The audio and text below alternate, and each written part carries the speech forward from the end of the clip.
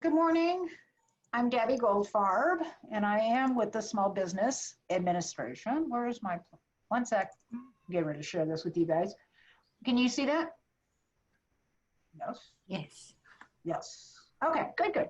Anyway, I am, as probably many of you know, I work with Larry. He's my partner in crime, and we do a lot of stuff. I'm not as familiar in Beverly Hills because the majority of my work, at least for the chambers, I do with LAX Coastal and Torrance, as well as done a lot of work with Culver City. So we do get a chance, though, to come visit with you guys, and we're always happy to share our information and work with you. Anyway, today this is gonna be just on marketing today, and I'm gonna go over this is a basic presentation, and I'm gonna give you the goods, the bads, the ugly, but I'm also gonna show you what has changed because of COVID. There's been some very interesting things that have now happened that I don't think any of us are really taking into account as we begin to go back out and go to start our businesses again. So today, I'm going to be presenting, obviously, we know who I am, and I do have a special guest presenter. Theoretically, if he gets on, it's Amari Valentine. I am here. Oh, you're here. Well, congratulations. Thanks, Bubba. Appreciate it. Yeah. Anyway, I'm glad you're here. Anyway, so I've been a marketing consultant for well over 25 years, and I am a specialist in strategic planning and research, and just teaching people how to do marketing programs. I am a small business advisor, and I do focus on helping little guys basically compete against the big guys in a variety of different market-related venues and market-related channels. Amari is our digital marketer, and he's our web guy, and he has his own private practice as well. He too is an advisor, and he's going to talk all about today some of the interesting things that he's now seeing in the digital platforms. I think you'll find it very interesting. Anyway, so in general, what exactly is marketing? Well, what is it? It's literally just, it's a formalized process is what we call it, of really providing products and services that satisfy customer needs. Now, I wish it was that easy, right? But we all know it isn't. But if you think about marketing just in general, or in any type of business that you're in, you are always trying to get the product, give your customer what they want, when they want it, how they want it, and how much are they really willing to pay for it. I mean, all those things seem so easy in theory. And then when you look at the reality, we know it's a lot harder than that. But this is the theoretical part of a marketing concept. When we talk about marketing, this is the fun part for me. Look at all the things that marketing covers. It covers your planning. It covers how do you brand your product. And what is a branding? Literally, that's your customer promise. That's your icon. That may be your graphics. That may have to do with your vision, your mission. The package, how do you package your products? How do you distribute it? In today's world, because of COVID, the channels of distribution have vastly changed than ever before. Sales management is part of it, advertising, finance, and after sales services. So when I look at marketing, I don't just look at how does it look. I'm looking at really what I call, there's three parts of it. I'm looking at what's the pre-purchase before they even get there. Then they've actually done some kind of action. They've actually bought something. And then there's an after purchase. So those are three distinct areas, and there are different marketing techniques for each one of those areas. Today, we're going to talk specifically about kind of the marketing programs, but when you think of the total marketing, this is what we go through. You have an idea, you have some kind of situation analysis. This is critical, especially today with what's going on with COVID, to understand your situation that you're in. The market product focus, of course, is important, but today with the world, with COVID, the situation analysis is more important almost than your focus and your goal setting. The marketing program, how are you going to do it? How are you going to implement it? And then evaluating. All these things are important, but again, your situation today has vastly changed than any other time we've had in our history. Ooh, I'm sorry. Too fancy on my little mousy guy. Sorry. Okay. Back in the day, before the internet, which to me seems like a, like a snapshot. But again, I'm a boomer, so that's why it seems like a snapshot. But for most people, they only know from the internet. But when we talked about marketing, we only focused on 4 specific areas. One was what was the product itself? Was the features, the quality, the branding. Then we focused on the price. We focused on the place, the channels, market coverage, the location. And then we also focused on the promotion. Now, I don't know, most people don't even notice this, but if you look in the center of this particular circle, you see something called the marketing mix. What it should have been was the customer. So it's not customer centric or customer focused. And that's the biggest change in today's world. Plus, now that we have the internet, the 4 Ps, of course, grew into the 7 Ps. Only marketing can do this. Anyway, so now what we've added is it's very customer centric, and we now have added other things because what was missing not only was the customer, but the people. What about the customers? What about the employees? What about interactions that we have every day? Why wouldn't that be included, of course, in a marketing concept? That's nuts, right? What is the physical evidence? Do you really exist somewhere? Do you have signage? Do you have symbols? And again, if you're just an internet online kind of store, again, same thing. How do I create it in such a way that you can touch it and feel it, even though you can't touch it and feel it virtually? Clearly now, more than ever before, that's also going to be the situation today as well. And the process, how does this work? Because the process, if you guys have ever heard this term called customer experience, this is the most important part of it. And what that means is it's a seamless distribution or process by which you get your product serviced out to your customers or internal customers. Because you never want anybody to see you're having trouble internally. No, it has to be a very smooth flow. And of course, all these other things come together. But again, these are the new 3 that we've now added.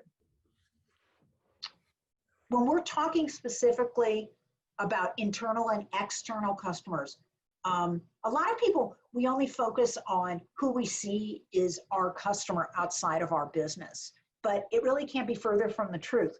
The best kind of marketing program or the best kind of, the most efficient type of marketing is where you're focusing using your internal customers, which is your employees, of course, and your external customers. And we have found this to be more critical than ever before because when COVID happened, the companies that focused on their internal customers are the ones now we're seeing coming out of it the quickest. And also they've got the best buzz about them. Anybody who didn't deal with their customers and kind of just shirked that responsibility, it's not very favorable within the communities. They don't have a good reputation now. There's all these other things that have now happened we never cared about before. We always look at things like, I don't look just as my external customers, today's customers. I also look at anybody I've had in the past because those are going to be my easiest ones then to get them to be a current customer. With COVID the way it is and situation, going after your past customers will be your easiest conversion point, not necessarily the new, but your past customers. Products, when we talk about products and service, it really just comes down to one thing. What's your special sauce? What makes you so wonderful? And why your product or service? And what makes you so much better that customers going to pay more for it? What's different about you and your competition? Now, when I speak of the competition, as much as it's important for you to know, the person who knows your competition better than you do is your customer. So it is critically important that you understand where you stand within your product and service and how you match up, because they will come in and they're going to ask you certain questions and you really need to know one-to-one. How do I combat or agree with them? All of that's important. And last but not least, you have to make sure whatever your product and service is it relatable to your actual target market itself?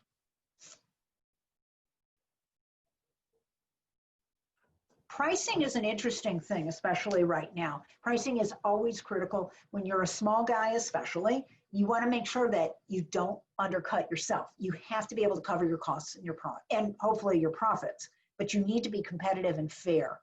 Today, with COVID, you have to include the discount strategy because nobody's going to just come in and do it. You're going to have to incent them now to come and try again. The other thing about that is not just getting them to come and visit you, but they have to have a value to why they should come and use your product and service now. So pricing more than any other time now is very, very important.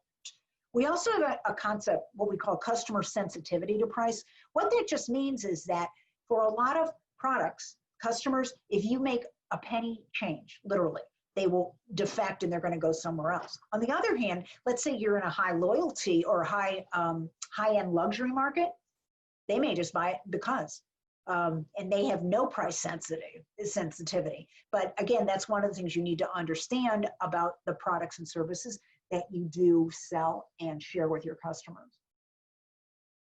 Placement and distribution. This is an interesting concept right now. How do you deliver your product? Because before COVID, did you go to your customer or did they come to you? If they came to you, you're going to have to figure out how to go to them.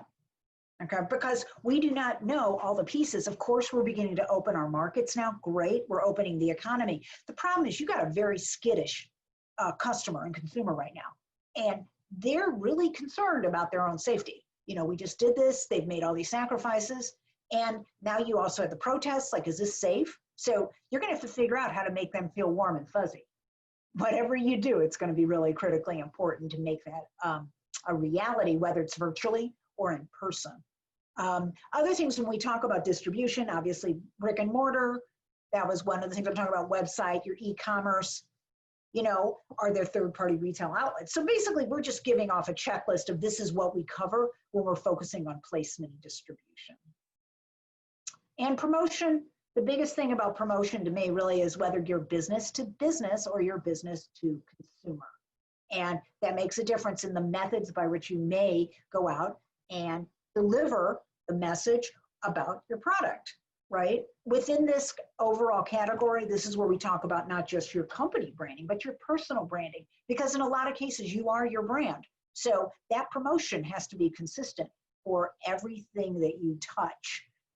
All these materials that I'm listing here, market materials, public relations, advertising, word of mouth, all those have to be consistent with whatever brand or brand promise you are conveying. And every single piece has to sync up together so we create a consistent customer experience for anytime somebody interacts with your brand.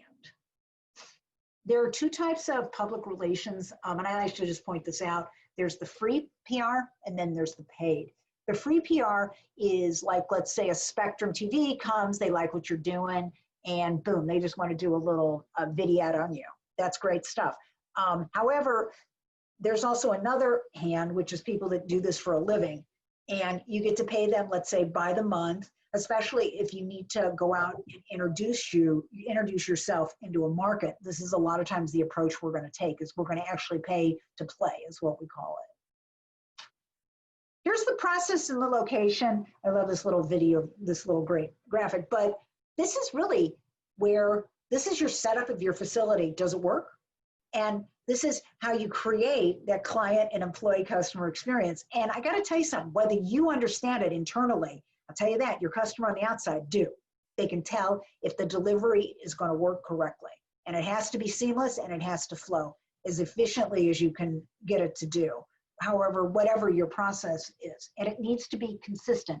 So every time a customer, let's say, orders or comes into your place, it has to be consistent each time. So they go, oh yeah, okay, that's what I expect. This is the timing I'm going to get it. And I'm really happy. This is the experience I have each time. Of course, in today's world, we joke about this, but the 4 Ps have changed to something called the 4 Cs, which is confusion, calamity, chaos, and complexity. This is not something we want to be seeing in our market mix, okay? So when we talk about it though, interestingly, things have changed now in the primary things of way we look at marketing. So for right now, everything has been focused on the essential items. And what's happening is, the reason that happened is we needed to reduce the burden on our supply chain.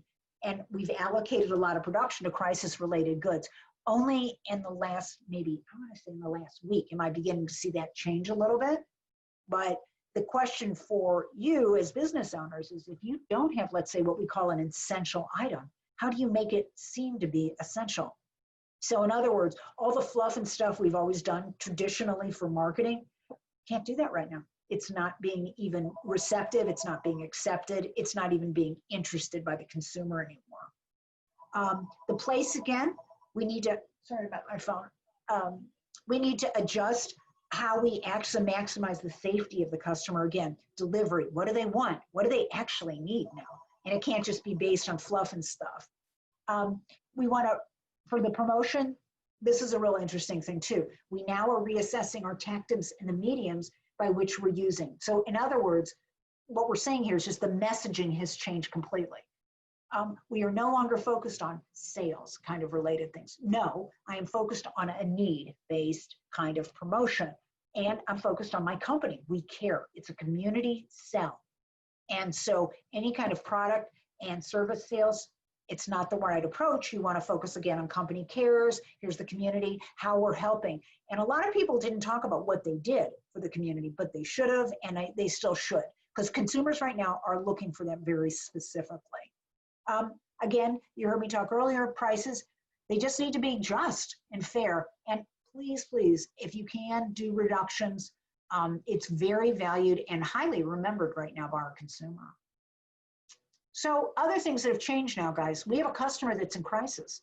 And here's the most important thing to remember probably about this almost entire presentation. We've changed, our customers have changed, which means our approach to our customers will have to change as well. There is no ifs, ands, or buts about it. It's a reality of what has happened. And the reason this is kind of a really great little graphic is it does show you the kinds of things on what we need to do now with our customers. We have to establish an emotional bond. Otherwise, they're going to defect, okay? Safety is more important, as you know, than ever. And security and being stable is very, very important now. It used to be, there was something called Maslow hierarchy of needs. And at the very top, a lot of marketers really would focus on the top of what we would call the pyramid, and because that was the real sexy stuff. Now, because of what's happened with COVID, we're now back on the bottom of what we call the pyramid, and that pyramid is for stability. So anything you can do that makes a customer feel safe again and secure and stable will bring you a lot of advantage in the marketplace now. The marketing paradigm clearly has shifted. And so here's just some general highlights of things that we're recommending. Obviously, minimize any physical interaction. And if you are going to have physical interaction, tell the consumer what you have done to make them safe. If you are doing certain types of cleaning, great, let them know. Tell them what you've done as far as the 6 feet, the social distancing, the mask, whatever you're doing, please let them know. The more you can make them feel safe, the better it will be ultimately for the consumer and also your ultimate sales. Any place you can contribute to the safety, new products, new program innovations are really, really the thing right now because nothing has ever been done in this time before. So anything you do probably is better than what you haven't done. But if you just show customers, they're going to have a lot of good sense of humor about what's happened. Not a great sense of humor, but they're interested in seeing what you're trying to do to help. Be pragmatic with your communities, customers, your employees, stay very reachable, treat your customers with empathy and sensitivity. You need to make your products now available online, pick up, remote access, and then obviously I'm going to have Amari, we'll be talking about this, but your digital communications and delivery are absolutely critical for your success on a go-forward basis. So bottom line here, the game's changed. And there's only two things right now. Assuming you're getting your money, okay, because I'm going to use that as the base, I'm going to assume maybe you got it, and that's a good thing. But other things you're going to need to do, and this is on the other side of the world, is you're going to need social media and you're going to need a real true marketing strategy. This is no longer helter-skelter. It has to be very specific about what you're doing. And it's the only way for you to be able to survive, then finally thrive, and hopefully you're going to create a sustainable business. So with that, I think, Amari, you're on.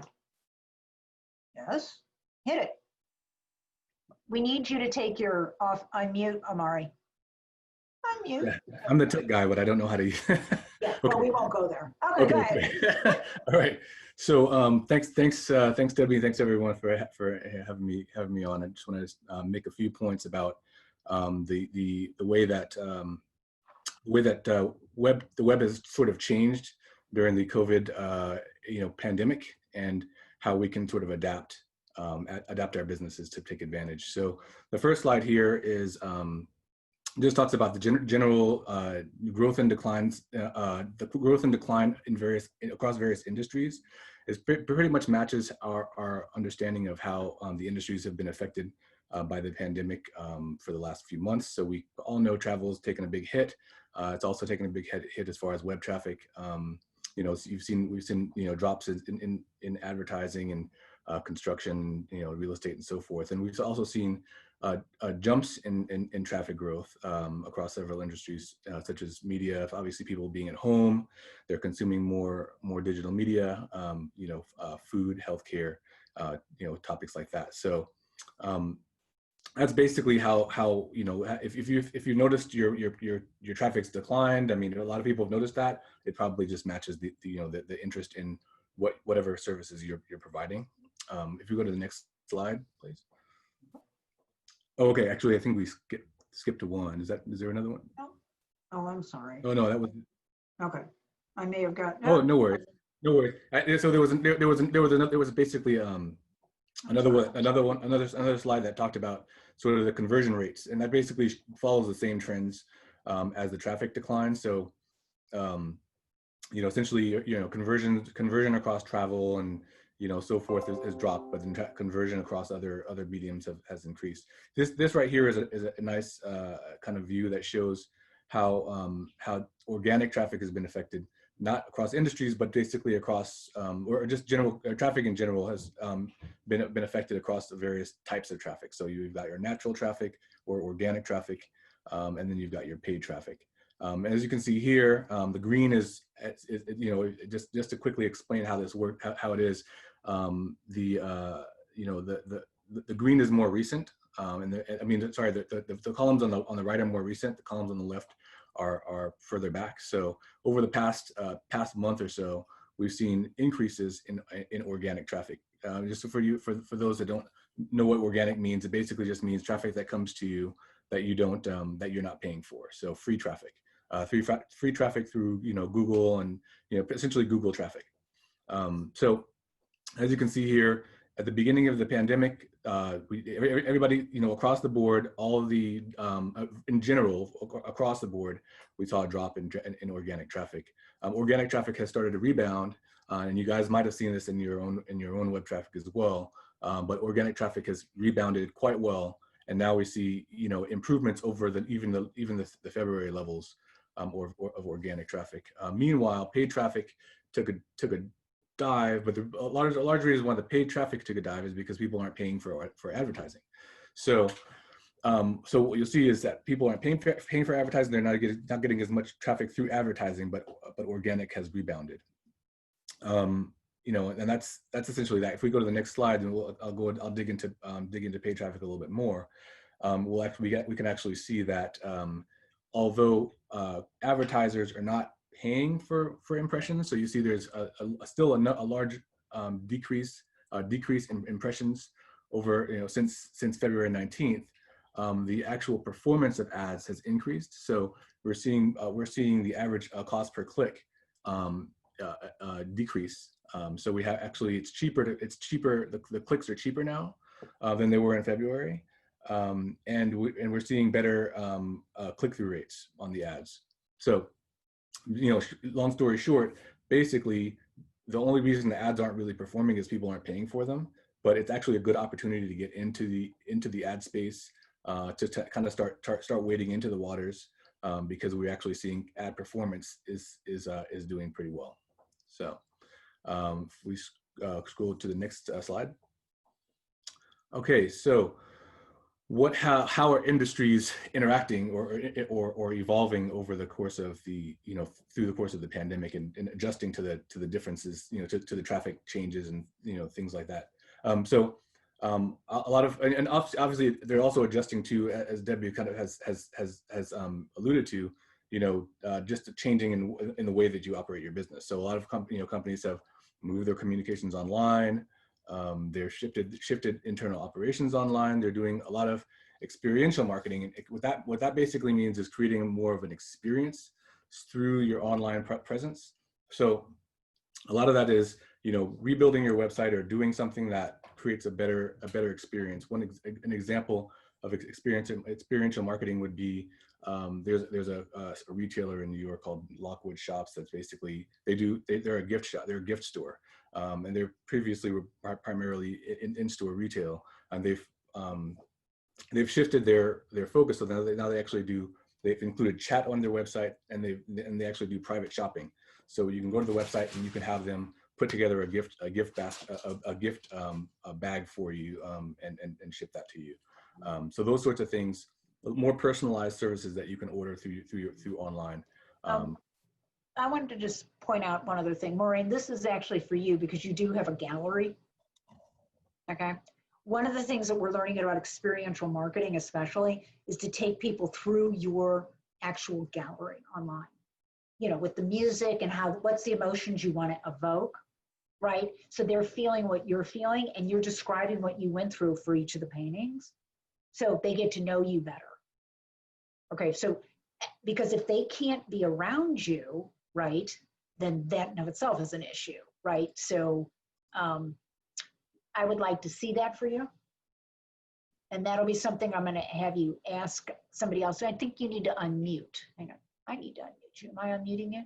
Anyway, I just wanted to mention that to you. We can talk about it offline, but I just wanted to mention that yours is probably the easiest one right now. Or, for example, even for insurance products, you would have to teach people, why do they really need it? What's the experience without it? Honestly, because right now there's a lot of things that are happening. You didn't have the right insurance. Uh-oh, that's a problem, right? Because a lot of things weren't covered under insurance. Or your business, plan, your business operating, the big plans didn't cover what you wanted it to. So that becomes an issue as well. Go ahead. I'm sorry, Mari. Yeah, no, those are great points. Absolutely. There's lots of ways that you can, that companies can increase can improve the way they market themselves online. Thanks, Deborah. Oh, always. Yeah. So, so that's definitely what I wanted to point to, is there are different ways that people can improve the companies can improve the way they market themselves online and create more of an experience through their online presence. In addition to that, kind of along the same kind of idea as, virtual events. So, virtual events and webinars, obviously, webinars is, we've, with the SBDC, we've shifted our workshops, on-site workshops to webinars. But generally speaking, like you can basically take a shop, like there's a wine shop in Toluca Lake called Vendome Wine. They do virtual wine tastings, which you would think, how do you do that, right? But it's basically a lot of their customer base is they build a lot of kind of community around their wines. And so what they do is, if you come into the wine shop, you buy some wine, and they give you they host a Zoom meeting where you can log in and you can see customer notes about the taste of the wine. And so it's basically an online tasting, and they're actually having better results online than they did when they prior to COVID. So it's just another way that you can sort of pivot your messaging, pivot your kind of online experience, and still continue to grow your business. And then there's altered ad messaging. That's obviously something that I think all of us have seen a lot of, where a company typically advertises in some fashion. They shifted towards COVID messaging, or messaging around assisting with the COVID pandemic. So you'll see sometimes retailers will shift their messaging around how to help healthcare workers, for example, or how to make a homemade mask, or these sorts of things. So that can be valuable as well. One of the best altered ad messaging, Omari, that I have seen. I don't know how many of you've seen the ads, but it's for Papa John's Pizza. They almost came out within less than 2 weeks about their contactless pizza delivery. Okay. Talk about clever. Yeah. And they basically they cut the knees out of everyone else. And the reason they were able to do that is not just because of that. They immediately came out and did three things that were brilliant. That was one. The second one is they immediately came out into the market and said, we need help. So they immediately came out and got more employees on board. And the third, which is probably even more important, is the CEO came out and he talked about how everybody was his family. It wasn't just his employees, but it was also the customers, and that it was his privilege to serve the community and provide a service that was so needed. Right. Talk about an altered ad messaging. Was really well done. That's a fantastic campaign. Yeah, that's a great example of how you can really have a benefit from just shifting the way you focus your ad messaging and being more community focused and altruistic. I think that's what a lot of retailers are doing and a lot of businesses are doing. So I think it's pretty good stuff. Okay. And then all right. What is this little guy? Let me ask you. That's like what's that little gremlin up there? What is that? It's like a fish with feet. I don't know. I'm not sure. I saw that and I was like, it's a real animal though. That's sure. So you're a web guy. You made it up. I'm sorry. Yeah, exactly. Pretty good Photoshop skills there. Okay, good steal. So basically, adapting is really important. Obviously, this is kind of everything kind of is geared towards adaptation. And it's really something to think about because things are constantly changing. So it's good. I think one of the advantages of being a small business is the ability to pivot and the ability to be nimble. Over big businesses, it takes them a lot longer to do these things. But as a small business, you can really pivot your messaging and pivot your business, your offerings to accommodate to a changing marketplace. So I think that's one of the advantages we should be looking at for our businesses. I'll go down the line of some of the things that businesses can do to help themselves. One is obviously I didn't mention in here, but I would actually say improve your upgrades to your website. That just goes without saying. So I didn't mention it because it's just obvious to me as the web guy. I go, yeah, of course. But it should be noted that improvements to the website. If the website is lagging behind, or if there are issues with the experience on the website, those things should be addressed, including website performance. Website enhancements, new pages, new content, especially when it comes to content around, like updated content. So like, because things are changing so quickly now, so rapidly, it's important to and actually note it down at the bottom here, but it's important to have updated stuff on your site. So if you have if you have things that are related to COVID, things that are related to the protesting, things that are related to it keeps you current, and that can really be a benefit because people want to see current things. I mean, that's just really that stuff is top of mind, so it can not only help you with SEO, but it can also help you with the convert on your own site, because people will come in, they'll see their concerns being addressed on your site, and it'll give them confidence that they can buy from you.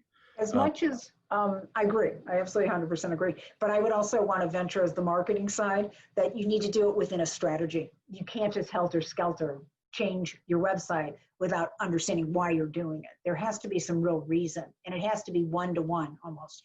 So strategy is going to be more important than ever. It used to be that we could all just throw stuff up basically in social media, and by sheer dumb luck, you may actually have been successful. That will not work in this day and age. You have to be very strategic and surgically precise in what you're doing. Right. Yeah. Very true. Very true. Absolutely. And I think it all kind of everything here kind of gears towards an overall strategy. So including any investments that you're making, that should be based on what you hope to get out of it. So so the point I made here about search engine optimization is important. Just for those of you guys who don't know what search engine optimization is, it basically just means to optimize your web presence for search engines to list you for specific searches. So there are things that you can do on your website. There are things that you can do off your website to improve your search engine performance. But search engine performance is free. So you don't have to pay for that stuff, which means you should, as small businesses, it should be something of a priority for us to be thinking about how we can do as much as we can with search engine optimization, so that we can get those free clicks, as opposed to having to constantly pay for clicks. In addition to that, we can start to invest in paid advertising. So, you know, even though I said all this stuff about free advertising, because of the charts, because of the information in the charts previously, you know, it basically illustrates that there's a lot of you know, opportunity, because paid advertising is actually performing better now than it was back in February.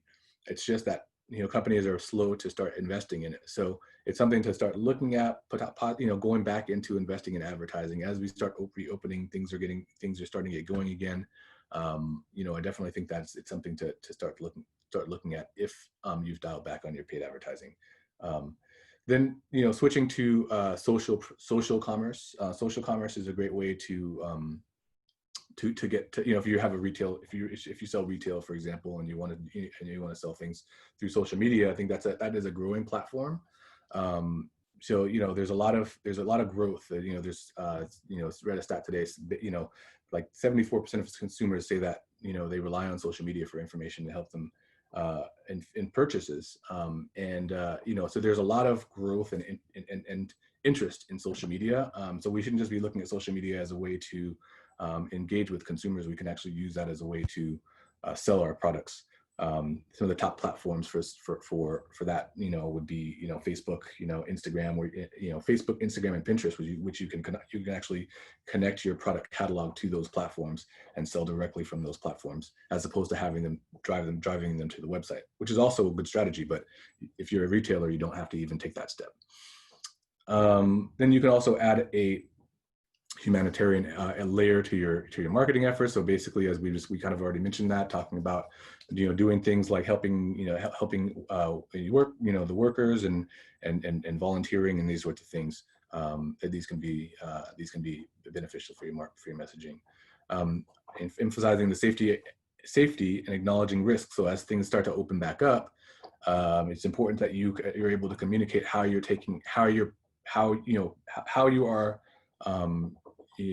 taking safety precautions in your store, so that people can feel comfortable going out. Because like Debbie said, it's people are still kind of skittish about going out, going into stores and things like that. So if you can provide extra safety assurances, you'll be more likely to get people to come out. Taking economic concerns into account. This is something that people were doing fairly early on once the lockdown started. So, like, you know, if you can offer some sort of discounts and these sorts of things, that can be useful. You know, discounts and promotions around helping people get through their economic concerns. Those are beneficial as well.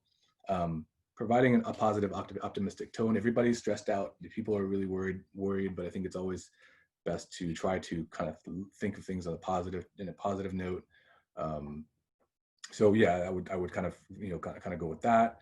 Creating interactive content for those that have the resources, building in augmented reality. So like virtual tours is something that's pretty big, but even more bigger now, because people want to they're used to doing these things, and they want to be comfortable doing these things in their the comfort of their own homes.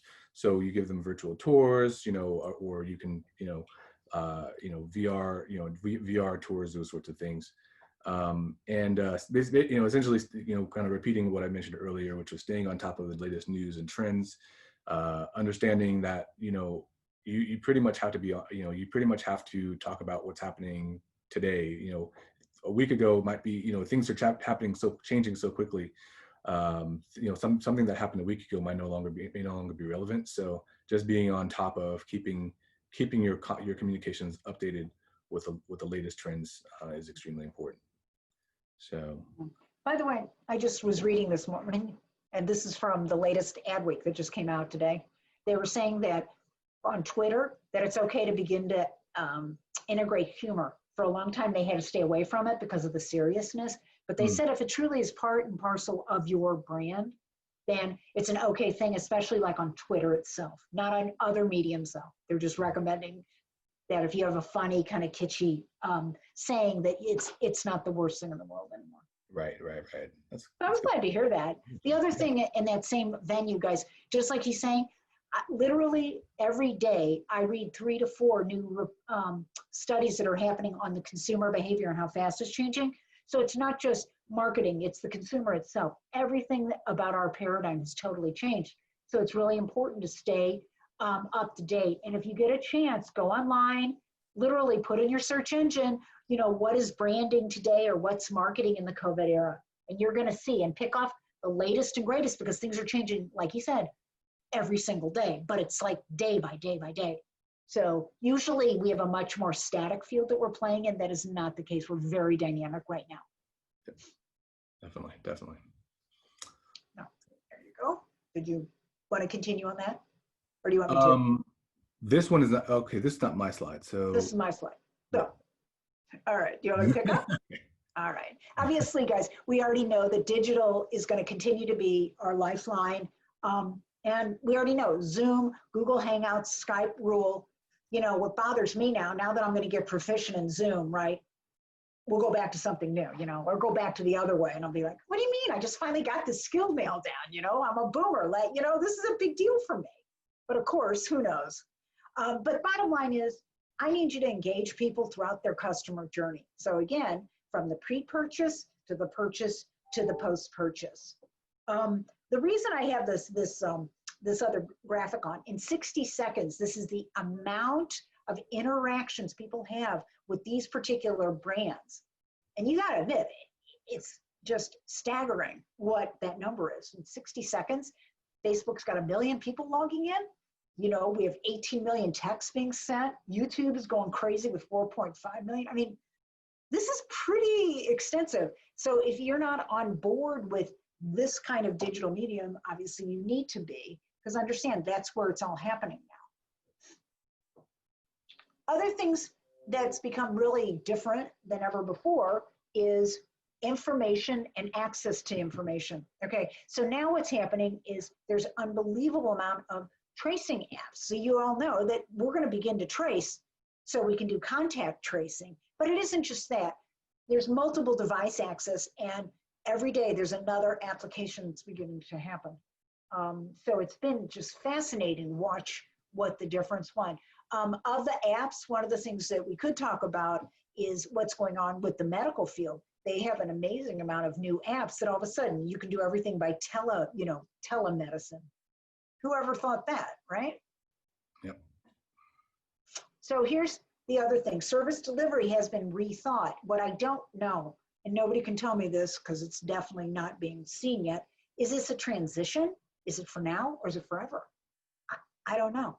So I just need to have that in the back of your mind, because you can make all these changes, but is it the right changes as we go forward after we come out of this little bit of this COVID? So what you're seeing on this particular slide is, again, the telehealth providers. That just kills me. I mean, I'm floored by how many we really have. I love the way Home Depot's now done their pickup in the store. But even as I say that, they still haven't totally mastered the pickup. You're still waiting in a line. I'm not sure why you should have to wait in line. But I do know this, that even before COVID, what they did find is if you came and you were going to pick up your order, they also know that it also forced you to stay. It didn't force them, but it incented them. And they have found that they stayed another 25 minutes. And then they bought another 5 or 10 things. So you got to say, there's something to be said for that. So clearly there's a trending happening anyway. Now it just got exacerbated because of the situation with COVID. Open for takeout delivery. We're going to begin to see that change, thankfully. And we'll get to maybe eat in restaurants again. A lot of people I know are going out of town to smaller locations because they're already open, where we may not be in LA. And I'm going to point out that Target did a great job. You can go online and you can tell them you're going to order something. And the minute you get there, you just pick up the phone, and within less than 1 minute, they're out there delivering it to you and you're done. So Target really stepped up to the plate on this one. So did Best Buy, did something very similar. So other things that's here to stay. And I'm pointing this out. And one of the things we talk about, when you talk about branding and stuff, usually your logo is sacrosanct. You know, you cannot touch your logo. That is not what happened here with COVID. People started playing around with I've never seen that before. They usually, You got a logo, you stick with it, or graphic treatment. That is not what happened. So here's some of the big ones. Just do it, just don't do it. I thought that was a great one. Love MasterCard. That was really clever on their part. McDonald's, same. And notice the Hyundai, where they're showing you bumping elbows. How clever is that? And then this is where, obviously a favorite, it's gonna be Starbucks. You know, if anyone's gonna hit it out of the ballpark, it's always a Starbucks, but there it is. I mean, she looks pretty sexy though, even with the mask. You gotta say she doesn't look bad, right? Kind of matches the feel. But anyway, so don't feel surprised if you feel the need to change your logo. It's all right. Maybe if it's just a short term, it's not the end of the world. It's just something fun, different, but it's showing support for what's happening. And I love these little guys, the little social distancing. It's pretty funny. Something else, and I just like to point this out because we're talking about marketing.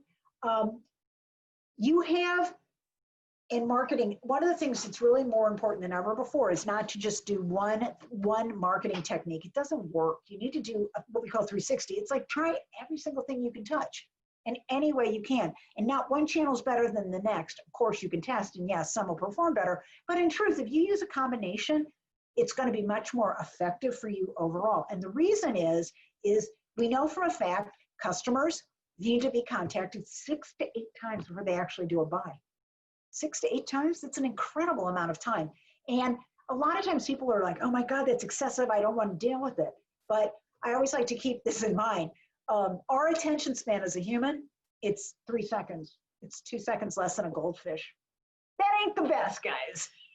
Keep that in mind when you keep hammering your customer. They will not remember. They don't. They've got too many messages coming at them. Again, ours is 2 seconds less than a goldfish. And the other thing, and this is just in general, always for any kind of marketing that we do, I want you to test, measure it, revise, repeat. So it's always think of this rinse and repeat in your head, because every part of the life cycle of what we go through in a business, you got to do the same thing. You're always testing, you're measuring, you're revising, and you're repeating. And in respect to the marketing budget, I know Larry's on there and he'll probably not want to hear me say this, but sorry, I'm just going to slip this one through, Larry. But I know that you got your PPP, most of you, and you got your idle or even your UI proceeds. Consider using them for marketing, guys. Okay, think about it. If you got the PPP, it's only a 1% loan. So God forbid you don't use some of that and it doesn't get forgiven. 1%? You can't get better than that. Never. And your idle is only 3.75.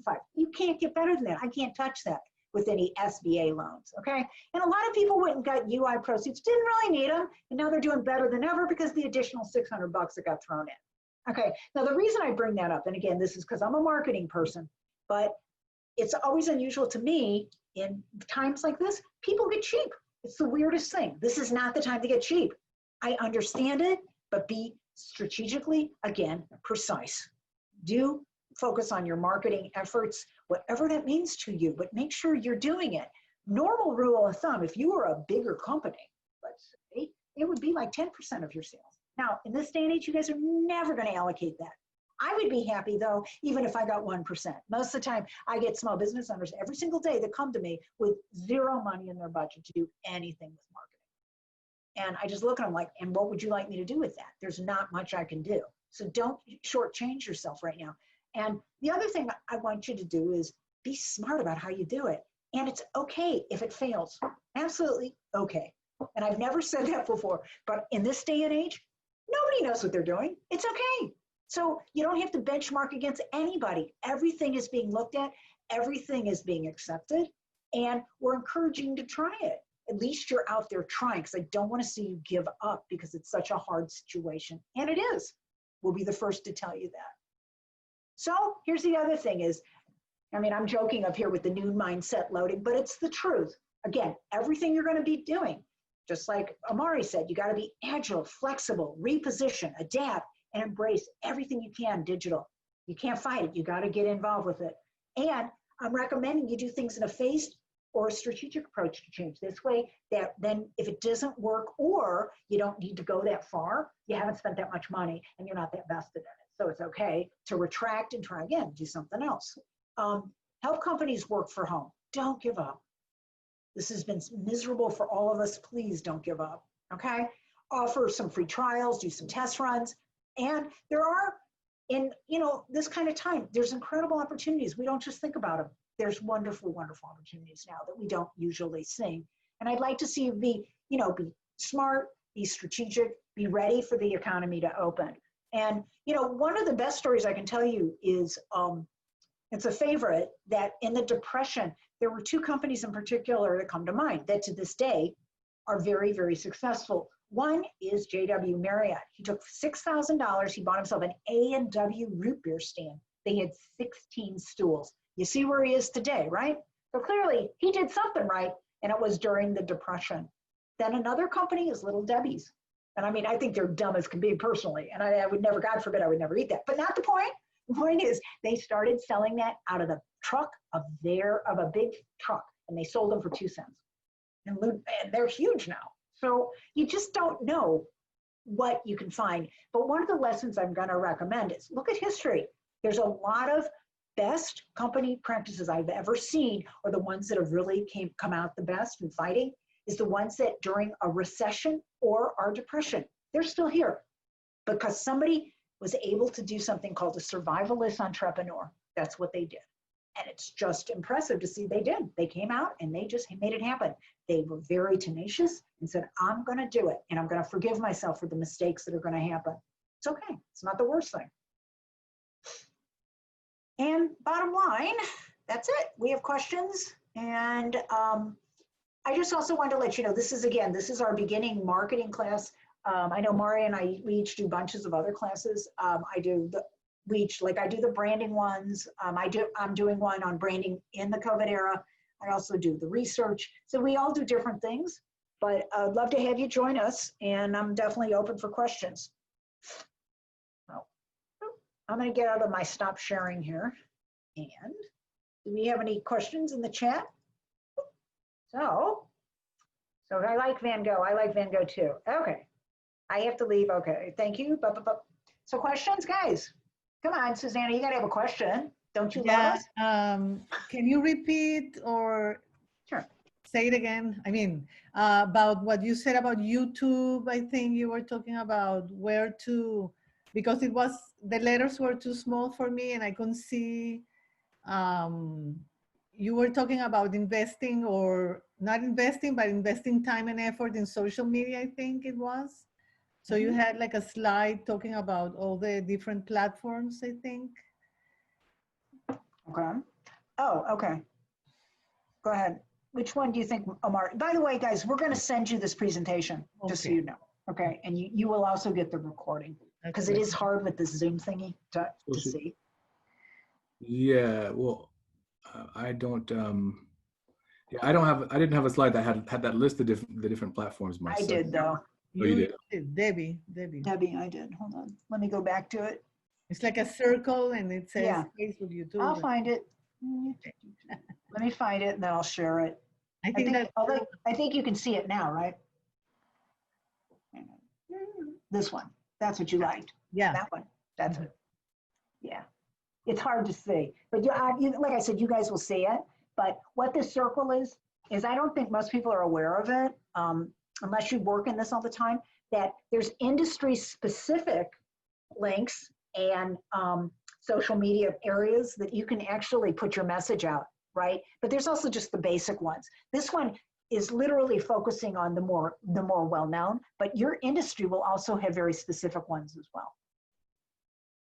Because here's something else you have to think about this is it's not that Facebook's expensive, but it's also not cheap. So you have to decide if you're going to actually do paid ads like he's suggesting, you have to figure out where you would do that and why. Okay, thank you. Yeah, that's the one I was talking about, but it's I love, this is a great slide. It does give you a really good, but again, there's hundreds and hundreds of places and people have no idea that that's true because we always think of the same ones. I always think, oh, it's always just Facebook, it's Google and YouTube. No, not really, or Instagram. No, there's tons and tons. Thank you, that's great, wonderful. Okay. It should definitely also be lined up with your audience as well. So that's one of the discovery things is to understand where your audience is, what platforms they're on, and then advertise on that platform. And the other thing too is to look at your region, look at your very specifically, and if you have a customer that's really a geographically based one, then you can get your ads to be very geocentric, right? So for example, a lot of times what I tell people when they're just coming back, right? And they want people to know who they are. A lot of times I'm going to tell you, go on to Nextdoor. I know it seems dumb, right? But Nextdoor is very locally based. And we know for a fact that a lot of consumers, that's where they go to get their information about what to do in their neighborhood. And the benefit of using Nextdoor is you can do ads, but better than that, when you guys are asking, and this is now the time to ask, just so you know, you ask for not just referrals. I want you to go get your recommendations, and I want them to go back and give you endorsements on Nextdoor in particular. Okay, because Yelp, honestly, guys, not as many people are believing Yelp anymore, because a lot of it, we all know that most of those people now are starting to get paid as influencers. It's not a great sitch, okay?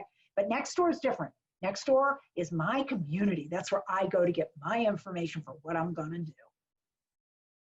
So the more that, it doesn't really matter where your customers are. Let's say you have a customer in Brentwood, then you have another one, let's say in Orange County. I don't care. Get them out there and have them say something. And for that, give them a discount.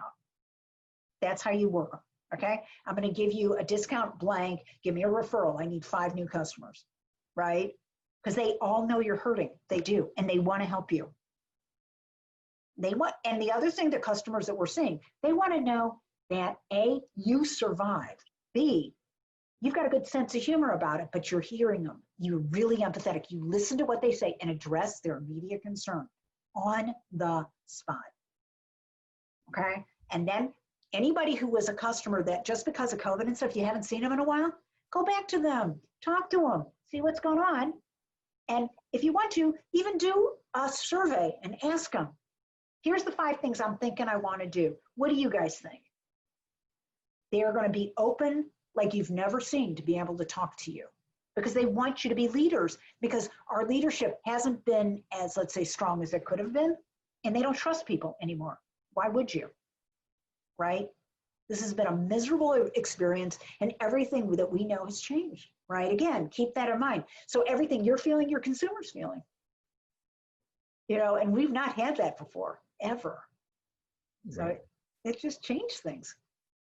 So Yeah. for me as a marketing person, I'm happier sort of than a clam, because I can do anything now. I don't have to go back to the past. I mean, of course I do, because I'm a database strategic marketing person, but I don't need to. A lot of it's common sense, a lot of it's listening and hearing, and that's the same thing that's opportunistic as well for you. And I just think, I know it sounds dumb, but go have fun with it in a lot of ways. And if you blow it, okay, next. Okay, so you got to learn the concept right now. It's a lot of next, guys, and it's okay. Okay, just don't spend a hell of a lot of money doing it. Just keep going forward, forward, forward, forward. And if you get down in the dumps and you don't feel good and you're having issues, honest to God, half of what we've been doing is advising people is we're sitting there, we're your counselor now. It's not just we're counselors. They're like, oh, how are you doing? And they're crying, and oh my God. I just think it's been amazing, the kinds of things that we're all going through. But the good thing is we're all doing it. It's not just one person or another, okay? It's an extraordinary time like that. And at the same time, it's miserable. It's isolating. It's this, it's that, the business is awful, blah, whatever, okay? But you have to figure out how to survive or drink heavily. No, I didn't say that. Anyway. Okay, but again, my attention there. What's that? Yeah, okay. I just want my attention there. Okay, that's good. But your community is here. If you get something, I swear to you, you get something that works for you, go back to your community. This is where you are. You're at Beverly Hills. Tell your chamber you did it, okay? Absolutely tell them you had a success, okay? Now tell everyone, oh my God, that worked? Holy God, how did that work, Please, please, please use your chambers. They're single one of your best sources you can use, okay? And we do everything we do on our SBDC side, and we really have tightened our affiliations with our chambers because we need to help you succeed, because we want you to succeed. That's what our vision is for you. And our country rides, 99% of our country rides in the back of small business owners. And who do we think got the biggest hit? Duh, let's just think, right? And just keep in mind, your community wants you to succeed. They do. Now, if I just looked at it, and I'm going to be the marketing person I can be, all right, it's good for the tax base. Sorry, I didn't say that. But the point is, even if I didn't look at it that way, the truth is they do want you to succeed. You're their community. They want to feel, they want to be enveloped again. They want the safety again of what you guys provided. And only you can do that. Nobody else can do that for them. You get it. You know, I'm telling you, any of you guys have stores, open them up. Even if it's social distancing, fine, come in, have a cup of coffee. Let's talk. Let's just find out what happened. Okay? Love to hear. Tell me your story. I'll give you a free whatever. Okay? Give them a mask. I don't know. But come up with anything will work right now. All right? And even if you guys want to, go to your own stores and ask them, what are they doing? You've never had that before. Never have you had an opportunity to go to your direct competitor and say, did that work? Really? God, how did you get that to work? Why did you get that to work? Share, share, share. Okay? We're all in this together, and we got to help each other. It's just the way it's going to be. And again, bottom line, forgive yourself. Okay? There's good days, there's bad days. There really are. God, I'm being like human. This is so not, I'm just kidding. As a business person. But you do. And if you have problems and you're scared or whatever, great, call us. We're here. We want to help you. Nick, you want to add anything, buddy? Because you guys have done a great job getting to your community. You really have. I mean, I think you touched on it. We get so excited when we hear something good from our chamber members, and we like to share that. So we get it out on our social media. Again, we're more of a connection point. So whenever we hear of something working, again, we like to share it through either one of our committees or, you know, whether it's our electronic advertising, whatever it is, we want to get that out there, because more now than ever, we rely on each other as a community to be a source of information and just encourage each other and just be that support for each other. So I think you touched on all that. So you did a great job. Anyone? Raven does have a question. Okay. How much do you suggest to spend on someone's very first Google or Facebook ad? And then can you share any success stories you know or heard pertaining to marketing for a small business owner? Why don't you take that one, Omari? I mean, yeah, as far as the how much to spend on your Google or Facebook ad, I mean, it's going to be based entirely on your marketing budget. So you should really be you should be budgeting every expense when it comes to marketing. So that includes, you know, whether, you know, organic, you know, if you're going to be boosting your organic or boosting your paid advertising. There's no set amount. I mean, certainly you want to. So one thing I would say about your very first Google or Facebook ad is that you have to expect that it's not going to bring you anything. That's generally what I would always go into it expecting, because there's going to be stuff that you're going to learn out of that. The purpose of that first Facebook ad, that first Google ad, is to learn what you're not doing right. So you don't want to dump your entire ad budget into that first ad, because it's going to fail and you're going to lose a lot of money. So what I would do is take a small portion of that budget, whatever that budget is, take a small portion of it and have it just be sort of you know, allocated towards starting that ad and running it slowly too. Don't dump it all on the first day and then lose your entire budget in the first day, because you're going to find things out that are not quite working. You might you'll start running the ad and you realize that you're not actually that you're not getting clicks for one reason or another, or maybe that you're getting clicks but you're not able to see the traffic on analytics or whatever. So you need that first kind of spend. You need to be able to work out the kinks in that first spend, and then it'll also help you for Google. You know, keywords are all important, so it'll help you kind of narrow down your keywords.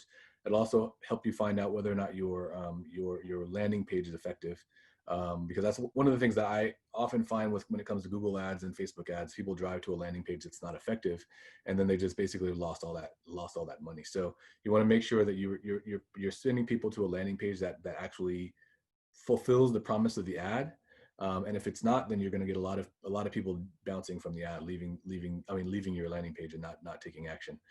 So it kind of gives you the opportunity to do some of these things.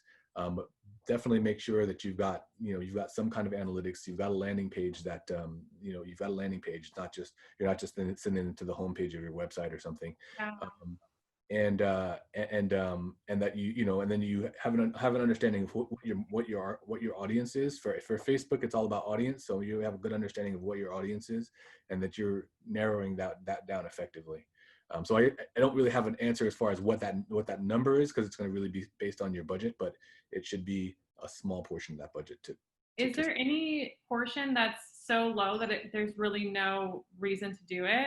Like, for instance, I've done Instagram ads. I started around $40, and I did have some traction from that and some leads. And then a lot of people suggested $200 is like the sweet spot for Instagram. Okay. So I just was wondering if there's kind of like a limbo where there's really no point, whether it's Facebook or Google, to even spend as little because there's no reason, and no one will, it doesn't really reach anyone. Yeah, it can happen. Certainly, certainly on Google, I think I've seen ads get kicked back when they have a budget of like $10 a day. So like you're probably going to be looking at trying to hit a budget of maybe $50 a day, like $10 a day. I've seen that Google will kick it back. It really just depends on how many clicks you can expect, because the way to kind of look at it is, a good click-through rate for an ad. It can be, you're probably going to be, for your first ad for sure, it's not going to be higher than like 5%.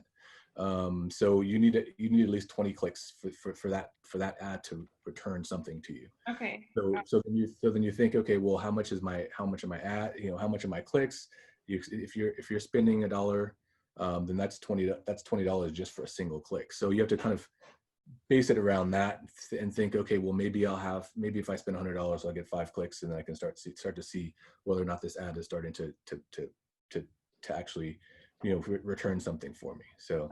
Okay. Yeah. The 12 clicks, that gives me kind of a ratio of how to look at feedback. So I appreciate that. Yeah, for sure. Amari, what's your phone number?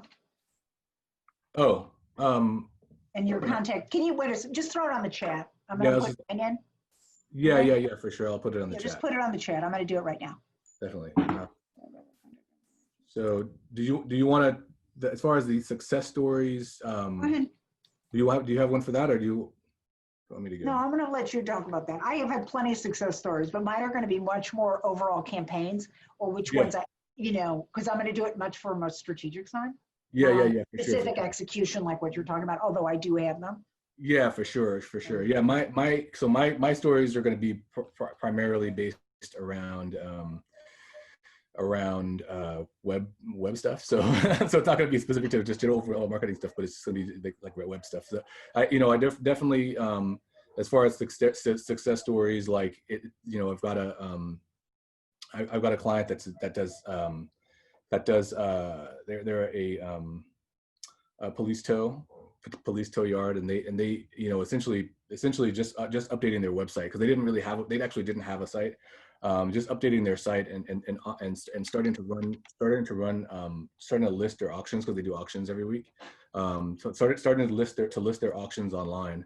It blew up it blew up their traction. So they were getting a lot more purchases. They're selling cars for a lot more. Wow. I was looking at their traffic. I mean, they've gotten like, I always look at things from that standpoint, and from a traffic standpoint, they were getting thousands of dollars of free traffic every day. I mean, every month. Yeah. That's one of the things that SEO can do for you. If you have strong SEO on your site, you can get so much free traffic that it's insane, and you would otherwise have to spend thousands of dollars for that traffic, and you can just get them just because your SEO was strong. So Awesome. Yeah. Raven, what kind of story are you looking for? I mean, I have plenty of them. I think that was great. I think this time has forced us all to go into the digital world and provide virtual services, whatever industry you're in. So personally for me, I just did research on where people are looking for interior designers. Sure. And the #1 platform on Google is Houzz. Yeah. So I did paid ads with them, and I've already made my money back and more. So I'm just trying to learn. Yeah, thanks. So I'm just trying to learn more ways to have an online presence when usually it would be, you know, Chamber of Commerce, BNI. I did all my marketing in person. So I'm just, you know, in that limbo area where I'm learning about online marketing. Okay. Oh, well, that makes sense. But just so you know, again, you need to come up with why you're doing what you're doing. That's the truth of it. And then that helps you decide where you want to do it. Definitely. Yes. Okay. Because I can tell you when I do rebranding, that's one of the hardest things we do. Where do you want to be? Or here's what the market tells me where you want to be. This is how we're going to get you there. Right. And I can tell somebody that even from, let's say, I'm at point A, and I can already tell you where I'm going to take them in point Z, and they're like, "Yeah, sure." I'm like, "Oh no, this is the game. This is what we're going to do." Yeah, that's how I'm going. You know. Yeah. Nice. Okay, so again, but that's something that it's part of a strategy on my part, but it's also because we're very understanding of where the markets are. You know, and part of it is understanding you. What is your special sauce? Are you capitalizing on what you really do best? You're telling me you're already in BNI, which is great. Yeah, obviously we're in BNI, but I think it's like a cult. I'm sorry. No, okay, so we're in BNI, but okay, and you're at the chambers. That's all great, but are you working the chambers correctly? And have you told your connectors in your chambers or even BNI what you specifically want? Because you know the big deal about BNI, it's your ask. What's your ask? Because if you can't get to them, let them help you get there. And now's not the time to be bashful. I mean, I hate to say it, it just isn't. Yeah, having a clear vision. Definitely. Yeah, it's really, really important. And I got to tell you something, you know, when you have a clear vision, this is how you know. You could say it in one sentence. What do I want to do? And this is what I'm doing. And if you can't tell me that in one sentence, you don't know. You don't know. Got it. I know. It's kind of a funny thing, right? Right. Yeah. No, so when I have people, they come in, it's like for the first 2 or 3 comments, it's like, okay, they're talking, blah, blah, blah, blah, blah, blah, blah, blah, you know, and at the end, after all the noise, right, and they're doing their little thing, I finally just go, okay, so what's so great about you, and why do I care? I mean, it sounds really cruel, but you need to convince me, right? And if you can't even convince me, how am I going to help you convince somebody else? Definitely. That's a great point. So that's what I mean. You know, I have one woman, I look at her and I know her brand. There's just the way, it's just something about her. You just know this is what she represents. There's no question. She's, in this case, she's got beautiful, she's a luxury person. You just know it. You can feel it. Everything about her says that, right? And it's just like, oh my God. And it doesn't matter what she says. It's always luxury. You know, that's her brand. High quality luxury, right? So for myself, like for example, what would be my brand, right? I want to be able to tell you I'm very knowledgeable about marketing, right? And I need you to trust me. That's like a real important part here because if I can't get you to trust me, how are you going to listen to what I tell you? And why would you believe me? Mm-hmm. You've got the same kind of issue in a different way, right? But now you're going to add a little more. It's no longer just your business to business customer, right? It's the consumer. Yeah. And they're really tough, right? Definitely. Yeah. Right. So think about it. What can you do for the consumer now? You know, what are some helpful tips you can give them? Send them a white paper. Who cares what it is? Doesn't matter. Just give them something, okay? They'll remember. Yeah. Work an area. Okay. Anyway, I hope that, did we answer all your questions? I mean, I'm happy to answer more, but again, feel free to contact either Omari or myself. We'd love to work with you. And we're happy to come back and do other presentations if you'd like us to. And I want to thank you for the opportunity. You've been great. Thank you very much. Thank you. Debbie, we always appreciate having you. So thank you. Thank you so much. And Mari, thank you as well for Absolutely. for everything that you were able to add to the conversation. Thank you, Raven, for inviting me. Thank you, Susanna. Great to see you. Bye. All Thanks, right. everybody. Okay. Thank Bye. you. All right. Thanks, guys. Thanks. Thanks, everyone. Bye-bye. Okay. Bye, Omari. Thank you. Bye. Thank you. Bye.